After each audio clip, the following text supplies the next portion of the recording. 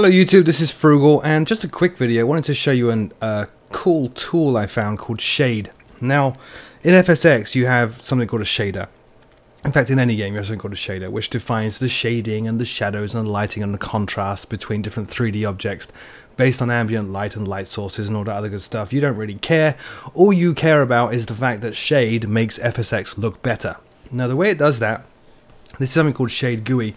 It comes with a number of tools: Shade GUI, Shade NL, and Shade Palette. The other two are really for editing the shade theme and building your own.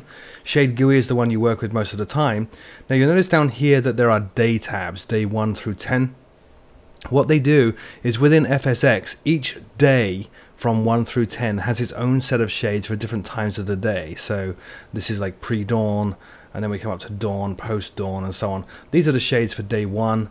All the way up through to nighttime, and then if you look at day 9, it's slightly different. It's very, very subtle, but the basic idea is that Monday, for example, would never look exactly the same. If you flew with the same weather, the same conditions on every Monday of the year, then every Monday would theoretically be slightly different. That's why they have 10 days of shaders rather than 7 days of shaders in FSX.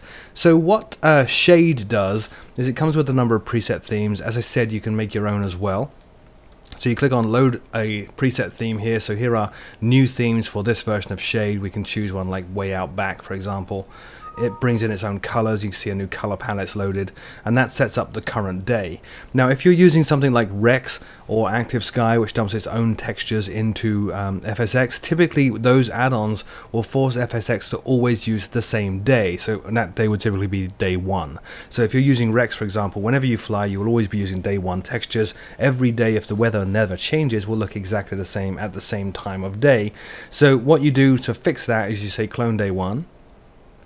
Like so, and it makes sure that the textures and the color palette, not the textures, the color palette that you've loaded into Shade is applied to all days, and then there's no issues later on with anything else. Now, there's two things you can do once you've loaded a preset here. By the way, there's buttons up here for setting the lighting. So if you wanted to change the color of the sun, for example, or the color of the ambient light source, you can do that there.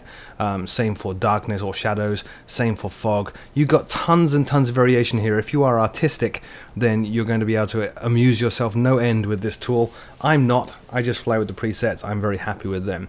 Having done all that loading and cloning stuff, there's two things you can do. You can do set and forget, where you back up the current FSX values, then use Shade to set in a new shader and forget about it, and it always works and you never have to worry about anything.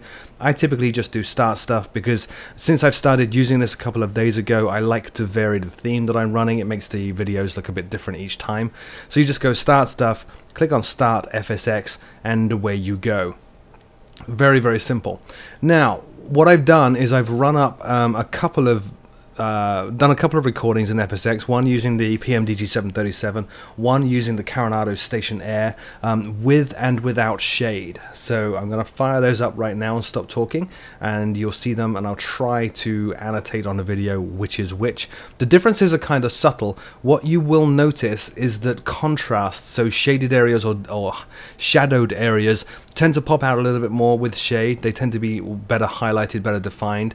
You'll also find there's a little bit more reflection on objects and just cleaner, crisper contrast between surfaces and things like that. So enjoy, take a look, and if you're interested in Shade, I think I got this from Flight Sim Store and it's around about $10. It's pretty cool, but you can go Google FSX Shade from Mogwaisoft, and I'm sure I'll put a link in the show notes. Thanks for watching.